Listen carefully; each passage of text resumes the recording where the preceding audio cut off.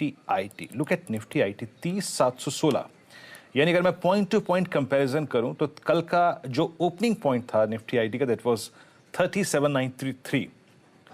यानी अप्रॉक्सीमेटली कल के सारे लॉसेस कवर करके हार्डली अब 80 पॉइंट्स के लॉस बचे हुए हैं। और इसका ओपनिंग पॉइंट क्या था? सुबह हमने मुनाफे की तैयारी में मॉर्निंग कॉल में चर्चा की थी, exactly 3440। 10 day exponential moving average उसने पूरी की पूरी पारी को पलट दिया। निफ्टी बैंक अभी भी अगर आप देखें थोड़ा सा डगमगा रहा है, बट 100 EMA की ट्रेजेक्टरी को पकड़ के चल रहा है और निफ्टी को पूरा एडवांटेज मिल रहा है, वो है निफ्टी आईटी का। एक बात याद रखिएगा बस, निफ्टी का चार्ट लेके आइए प्लीज स्क्रीन पे। आज का जो मैंने एक पॉइंट डिसाइड किया था, अगर हम 824 के ऊपर निकलेंगे तो 866 स्ट्राइक करेंगे। आज का इंट्राडे हाई है लगभग 860।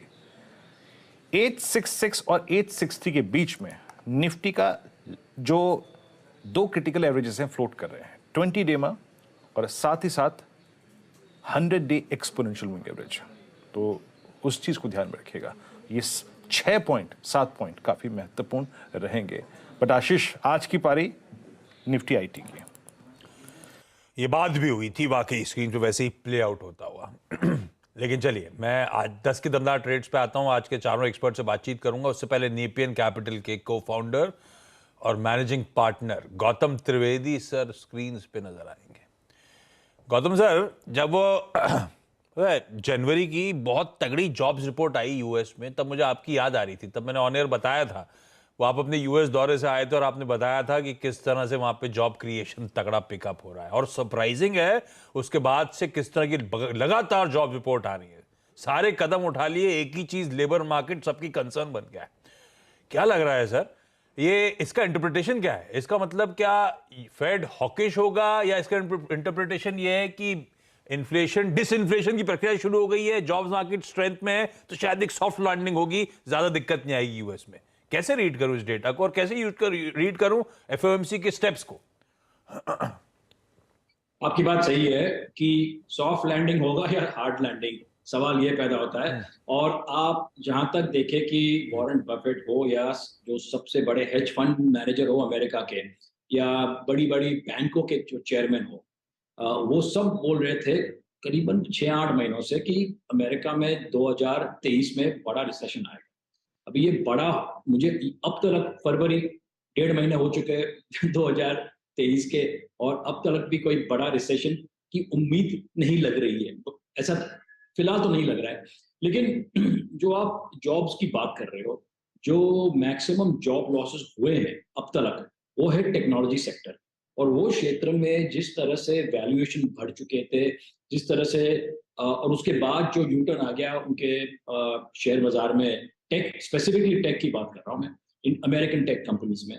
और जिस तरह से फेसबुक को भी देखो, जो कंपनी जिसका एनुअल कैश फ्लो करीबन $45 बिलियन है, उनका शेयर भी करीबन 65 से 70% पिट गया। सो जब वॉल स्ट्रीट देखता है कि ये शेयर इतना गिरता है, तो कंपनी पे दबाव आता ही है कि आप कॉस्ट कटिंग शुरू करो।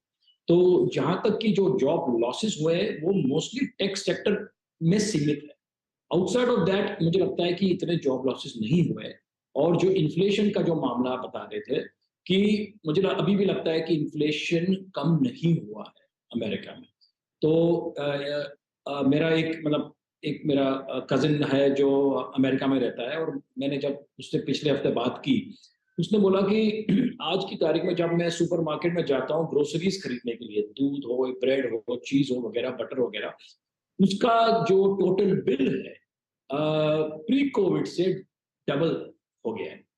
तो ये इन्फ्लेशन ऑन द ग्राउंड अब तक कम नहीं हुआ है। और मुझे लगता है कि फेड शायद 50 से 25 कर दिया है बेसिस पॉइंट्स रेट हाइक, लेकिन मुझे लगता है ये 25 भी बेसिस पॉइंट्स जो रेट हाइक आने वाली भी है, वो लगातार रहेगी। मुझे नहीं लगता है कि Fed will ease at this point. तो फिर गौतम सर, अब तक क्या है, हम लोग को आदत थी थोड़ा सा बढ़िया स्मूथ मोमेंटम की। मेरे ख्याल से 7 साल से हम अच्छी तेजी, और ये 8th ईयर अब जब आए तो थोड़ा सा वॉलेटिलिटी, थोड़ी सी नर्वसनेस स्क्रीन पे क्लियरली एविडेंट है। दो इंपॉर्टेंट चीजें, क्योंकि मैंने सुना आपको कहीं कॉन्फ्रेंस में जल्दी जाना है।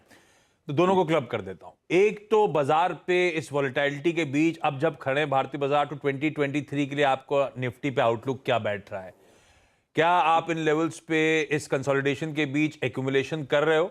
और दूसरा गौतम सर, ये इस वॉलेटिलिटी के बाद अदानी ग्रुप एंटिटीज पे क्या व्यू बन रहा है? क्या आपने कोई Adani group stocks Nepean capital ने एक्यूमुलेट करे इस गिरावट में या नहीं? अच्छा, पहला मैं दूसरा सवाल पहले उसका जवाब पहले देता हूँ। हमने कभी अडानी ग्रुप शेयर्स खरीदे नहीं थे, ना तो हम खरीदने वाले हैं फिलहाल, क्योंकि ना हमारे पास इंटरनली कोई रिसर्च है या बाहर भी रिसर्च काफी सीमित है।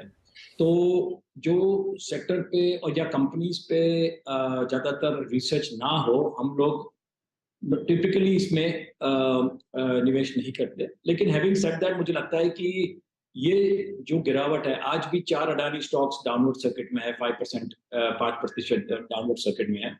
लेकिन ये जो गिरावट मुझे लगता है अभी भी द वे इट अपीयर्स कि अभी भी लगातार जारी रहेगी।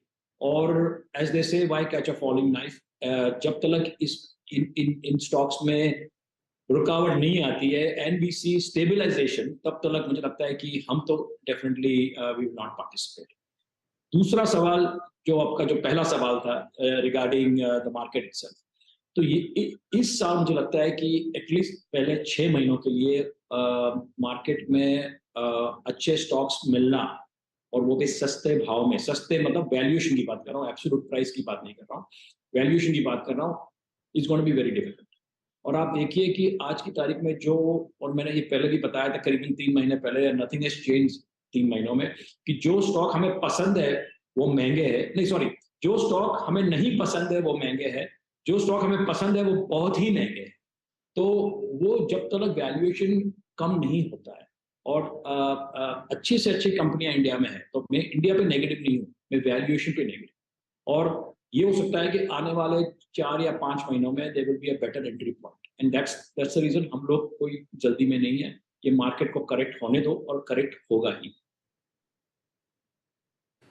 अच्छा गौतम सर, अभी आशीष ने खुल के आप देखें आपसे अदानी ग्रुप के स्टॉक्स के बारे में बात करी और आपने एग्जैक्टली एक क्लियर व्यू दिया अभी, बट इसी के साथ साथ पैरेलली अगर आप देखें बैंक्स में भी डैमेज हो रहा था, and specially that class of PSU banks, SBI हो गया, मिड कैप बैंक्स हो गए, उनमें आप लोगों ने क्या किया?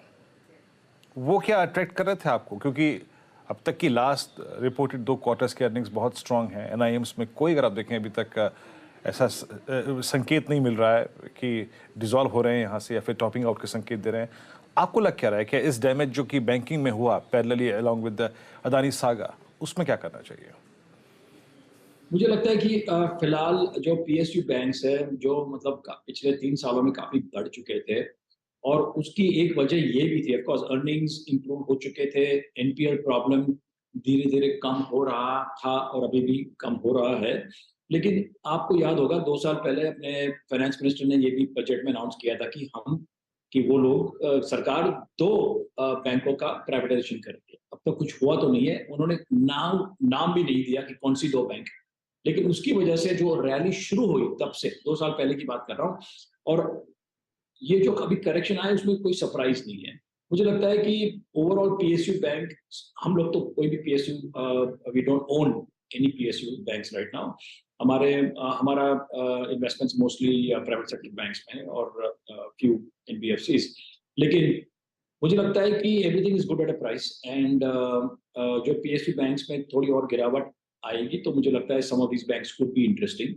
ये भी आप याद रखिए कि पिछले करीबन 3 हफ्तों में एफआई का सेलिंग लगातार रहा है, और if you look at the total FI holding जो है ना, उसमें सबसे बड़ा परसेंटेज जो है एफआई होल्डिंग की is in banks and financial institutions. So उसकी वजह से जो सेलिंग आया है एफआईएस का, तो वो लगातार बैंकों में आया है, फाइनेंशियल स्टॉक्स में आया है, इंक्लूडिंग प्राइवेट सेक्टर। ऐसा नहीं है कि सिर्फ पीएसयू में गिरावट है, तो प्राइवेट सेक्टर बैंक में भी गिरावट आई है। और मुझे लगता है कि जब तक ये एफआई का सेलिंग रहेगा, क्योंकि पिछले करीबन 13 महीनों में उन्होंने, मुझे लगता है करीबन 1,65,000 करोड़ का नेट सेलिंग किया है, और जब तक ये दौर चेंज नहीं होता है, मुझे लगता है कि बैंक्स पे और इन जनरल इंडियन मार्केट्स पे प्रेशर रहेगा ही रहेगा। ये सेलिंग चेंज क्यों नहीं रही गौतम सर? बाकी 2022 पूरा गजब की सेलिंग हुई एफआई की तरफ से, और ये 2023 में अब तक पहले जो 1.5 महीने निकले हैं वो सेलिंग रुकी नहीं है। क्यों बेच रहा है एफआई? पिछले साल के बाद लोग मान रहे थे कोर्स करेक्ट करेंगे, बहुत ज्यादा बिकवाली कर दिया, ऐसा कुछ हुआ नहीं है। ये ऐसा हो रहा है क्या कि पैसा वाकई चाइना में चैनलाइज हो रहा है, नया पैसा यहां नहीं आ रहा वहां जा रहा है, वहां पे मोमेंटम ज्यादा अच्छा है, वहां पे वैल्यूएशन ज्यादा अच्छे हैं? ये हो क्यों रहा है ऐसा?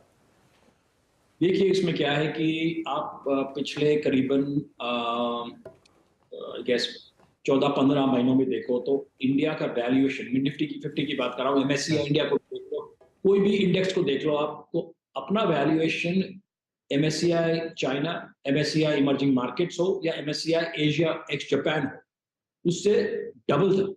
और इतना इतना वैल्यूएशन गैप, मतलब मुझे लगता है कि it was enough signal for FIIs to start selling, number 1। Number 2, November में चाइना की सरकार ने मतलब कंट्रोल्स छोड़ दिए, ट्रैवल ओपन कर दिया, और उसके बाद इंटरनेशनली लोगों को लगा कि अब चाइना की इकोनॉमी रिवाइव हो रही है, प्रोडक्शन जो कम हो चुका था वो वापस विल किक स्टार्ट अगेन। और उसकी वजह से मुझे लगता है कि नवंबर से आप देखिए तो Chinese stock market is up करीबन 50 से 50 to 51%, और Hong Kong similarly has gone up as well. तो ये जो इंडिया में प्रॉफिट बुकिंग हो रहा है पिछले करीबन 13 महीनों से, मुझे लगता है कि काफी कुछ पैसा हांगकांग और चाइना दोनों में जा रहा है। ये बात हो भी रही थी इस प्लेटफॉर्म पे। चलिए Gautam sir, thank you so much जुड़ने के लिए। सॉरी थोड़ा डिले के साथ आपके पास आया, बल्कि सॉरी सचिन और स्वाति को भी कहने की जरूरत, दोनों इंतजार कर रहे हैं, उनके पास अब तक मैं गया नहीं हूँ। सॉरी, थोड़ा सा वो रीस्केडिंग हो गई थी प्रोग्राम्स की। आप दोनों का स्वागत है। स्वाति, 10 के दमदार ट्रेड्स कौन से? यस, आज के लिए मैं 2 बाय कॉल देना चाहूंगी। फर्स्ट वन भी Ashish ji, is HDFC limited. काफी स्ट्रॉन्ग सेटअप है उसका, इंपॉर्टेंट मूविंग एवरेजेस के ऊपर ट्रेड हो रहे हैं, मार्केट में करेक्शन आ रहे हैं तो भी ये काफी 50 डीएमए का सपोर्ट लेके अपसाइड में धीरे धीरे चल रहा है। मुझे लगता है इसमें मोमेंटम हमें अपसाइड में एटलीस्ट 100 पॉइंट्स का मूव देखने मिल सकता है, जो कि काउंटर को लेके चल सकता है 2800 के आसपास तक। तो करंट लेवल पे बाय कीजिएगा।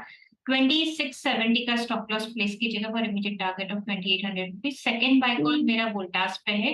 अगर आप वीकली चार्ट से देखोगे तो इसमें पॉजिटिव डाइवर्जेंस है, काफी करेक्शन के बाद उसने एक ओवरसोल्ड जोन से आरएसआई ने पॉजिटिव क्रॉसओवर दिखाया है। एंड लास्ट 2-3 दिन से जिस हिसाब से उसने मोमेंटम ब्रेकआउट दिया है 830 का, मुझे लगता है काफी स्ट्रॉन्ग मोमेंटम ब्रेकआउट है along with volumes, which gives a very positive sign. तो करंट लेवल पे आप वोल्टास बाय कीजिएगा, 865-866 के आसपास ट्रेड कर रहा है। 850 का स्टॉप लॉस प्लेस कीजिएगा। 910 के टारगेट्स में देखती हूँ। एचडीएफसी लिमिटेड, जिसपे फंडामेंटली भी, जिसपे टेक्निकली भी बढ़िया व्यूज मिल रहे थे, एचडीएफसी ट्विंस पे आ रहे थे, यही इस समय निर्मल बंग की भी पसंद है। एचडीएफसी के फ्यूचर्स खरीदिए। वोल्टास लगातार प्रेशर के बाद अब साइंस ऑफ रिवाइवल नजर आ रहे हैं। नंबर्स के दिन अच्छा मूव करा, आज फिर 2% का उछाल है। स्वाति कह रही है इसमें भी इन लेवल्स पर एक बाय इनिशिएट किया जा सकता है। सचिन, आज के टॉप ट्रेड्स आपके कौन से? 10 के दमदार कॉल्स कौन से? Good morning Ashish ji, good morning Virendra ji. Ashish ji, मुझे लग रहा है 17,880, 18,000 एक अभी भी काफी इंपॉर्टेंट रेजिस्टेंस जोन है, एंड कहीं जाकर एक रेंज जो समझ में आ रही है 17,700 एक अच्छा सपोर्ट एंड 17,880 एक अच्छा रेजिस्टेंस है। तो मुझे लग रहा है कहीं जाकर यहाँ पर मीन रिवर्जन ट्रेड्स पे ही फोकस करना है। एंड सिंस हम इस अपर एंड के नजदीक है, मुझे लग रहा है यहाँ पर शॉर्ट्स पे थोड़ा सा ध्यान देना चाहिए। एसबीआई, जिसका जिक्र हमने कल के सत्र में भी किया था, लगभग अराउंड 548 के आसपास हमने फ्रेश शॉर्ट्स डिप्लॉय किए थे। उसका जो टारगेट थे 532 के, वो ऑलमोस्ट अचीव हो चुके हैं। बट अभी भी अगर हम वीकली स्ट्रक्चर देखें तो लगभग 5 दिनों की अपमूव को एक दिन में ही उसने निगेट कर दिया था ऑन द शॉर्ट साइड। तो मुझे लग रहा है कहीं जाकर एक फ्रेश ब्रेकडाउन बड़े चार्ट पे भी यहाँ पर एस्टैब्लिश हो चुका है। लगभग मुझे लग रहा है इंट्राडे के लिहाज से अभी भी यहाँ पर बिकवाली ही करनी चाहिए। स्टॉप लॉस आपको 543.30 के आसपास लगाना है। इंट्राडे टारगेट होगा अराउंड 524 का, बट पोजिशनली मुझे लग रहा है 510 तक ये पर्टिकुलर मूव एक्सटेंड होनी चाहिए। एंड जो सेकंड स्टॉक मेरे रेडार पे आया है, जो हमने हमारे क्लाइंट्स के साथ भी शेयर किया है सुबह, वो है सीमेंस का। एक अच्छे अपवर्ड ट्रेजेक्टरी या अपवर्ड चैनल में ये स्टॉक प्लेस्ड है, बट कहीं जाकर पिछले 2 दिनों का डेटा देखे तो वहां पर एक नेगेटिव डाइवर्जेंस आ रहा है, overbought kind of a situation हो रही है, जिसके वजह से मुझे लग रहा है थोड़ी सी मुनाफा वसूली होगी एंड थोड़ा सा एक करेक्टिव वेव यहाँ पर नजर आना चाहिए। तो लगभग 2960 के पोजिशनल टारगेट के लिए यहाँ पर फ्रेश शॉट्स डिप्लॉय करने की सलाह होगी। सीमेंस इस पर्टिकुलर काउंटर में स्टॉप लॉस आपको लगाना है अराउंड 3155 पे एंड फ्रेश बिकवाली करनी है सीमेंस के फ्यूचर्स में। 2 सेल कॉल और 2 बाय कॉल।